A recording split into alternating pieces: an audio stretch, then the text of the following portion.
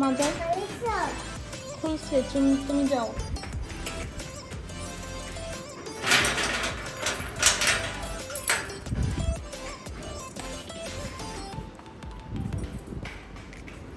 তো যাচ্ছি একটু মেয়েকে নিয়ে। বড় মেয়ের স্কুল থেকে আসার সময় হয়ে গিয়েছে, 3টা বাজে। ওকে নিব আর বিল দিব। প্রথমে বিলটা নিব, পানি আর কারেন্টের বিল নিয়ে তারপরে 7-Eleven থেকে বিলটা দিয়ে দিব।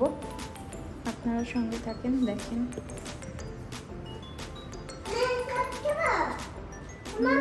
জি, আমি দিয়েছি।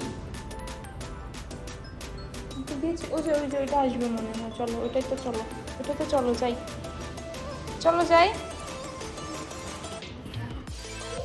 ইয়েস, লজ্জা পেয়েছ না? তুমি কেমন আছো? বল আলহামদুলিল্লাহ।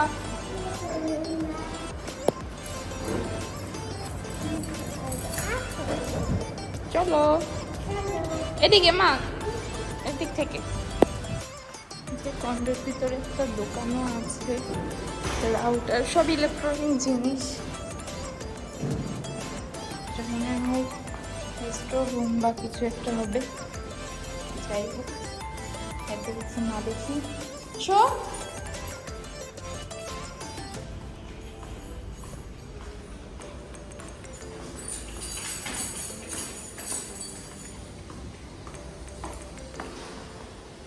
বিলগুলা সব এই যে এখানে আসে, এখান থেকে নিয়ে নিতে হয়। এই যে আমি আমাদেরটা নিয়ে নিব।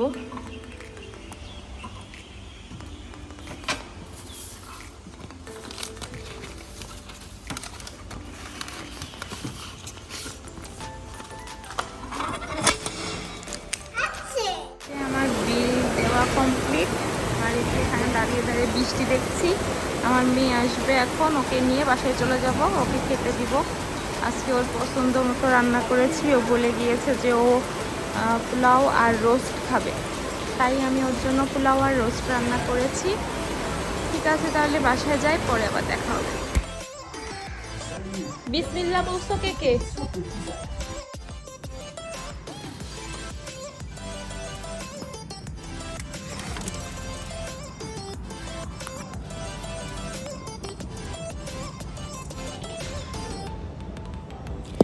আসসালামু আলাইকুম, কেমন আছেন সবাই? আশা করছি সবাই অনেক ভালো আছেন। আমরা তো আলহামদুলিল্লাহ ভালো আছি। তো এটা হচ্ছে পরের দিন সকালবেলা।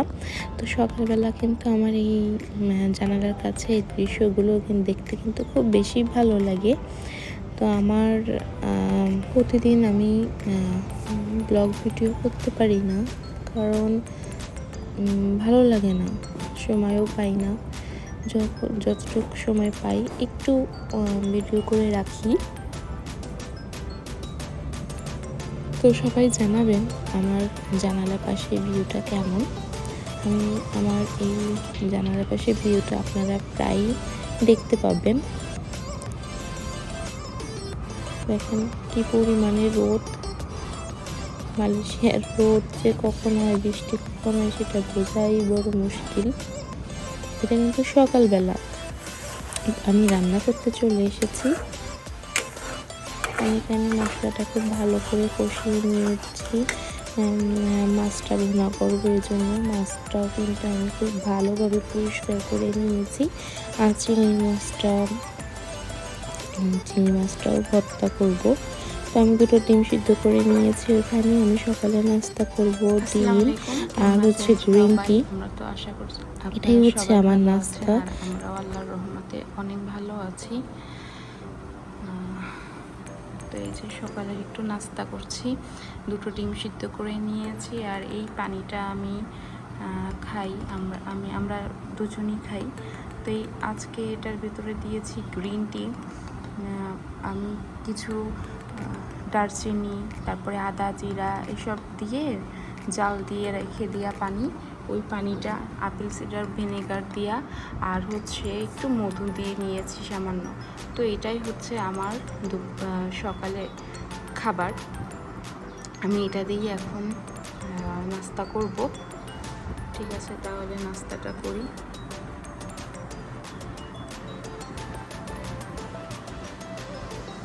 আমার কিন্তু ডিম অনেক ভালো লাগে।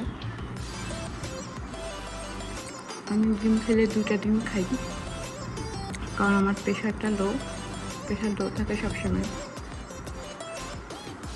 যার জন্য আমি ডিম সিদ্ধটা খাই, খুবই পছন্দ করি। আমার কাছে খুব ভালো লাগে ডিম সিদ্ধ খেতে। ওকে, বাইরের আবহাওয়া সকালবেলা কিন্তু অনেক রোদ ছিল, আর এখন দেখেন কি মেঘ, বৃষ্টি আসবে। অলরেডি কিন্তু ওই দিকটাতে বৃষ্টি হচ্ছে, এখন এদিকে হবে। তো আমার দুপুরে রান্না বান্না সব কিছুই কমপ্লিট। আমি করব, দুপুরে এখনো খাইনি। মেয়েকে ডিম আর পাউরুটি ভেজে দিয়েছিলাম, ও খেয়েছি, একটু রেখে দিয়েছিল, সেটাই এখন আমি খেলাম। এখন বাজে প্রায় 1:30, প্রায় না 1:30টাই বাজে। তো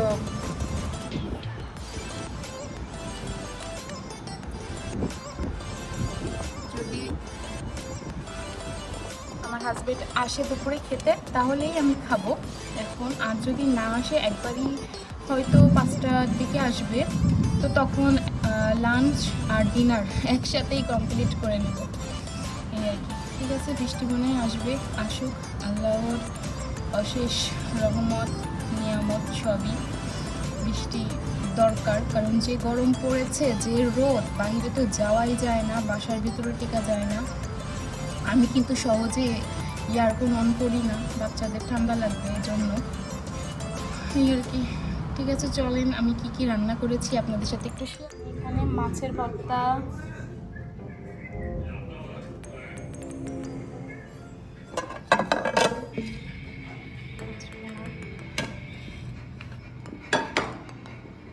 এখানে আছে ডাল, এটা হচ্ছে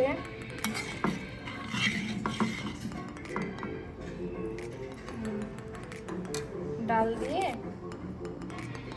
কি বলে ডাটা রান্না করেছি। তো এই হচ্ছে আমার খাবার। তো আমার শাওয়ার নিয়েটা কমপ্লিট। আমি এখানে বেডশিটটা বিছিয়ে দিয়েছি সুন্দর করে। আমি এটা দেশ থেকে নিয়ে এসেছিলাম, একই ডিজাইনের, সেম কালার, বাট কালার হচ্ছে ওটা মানে ব্লুটা সেম না, এটা হচ্ছে একটু নেভি ব্লু, আর ওটা হচ্ছে কেমন যেন স্কাই ব্লু, জানি না, এই আর কি।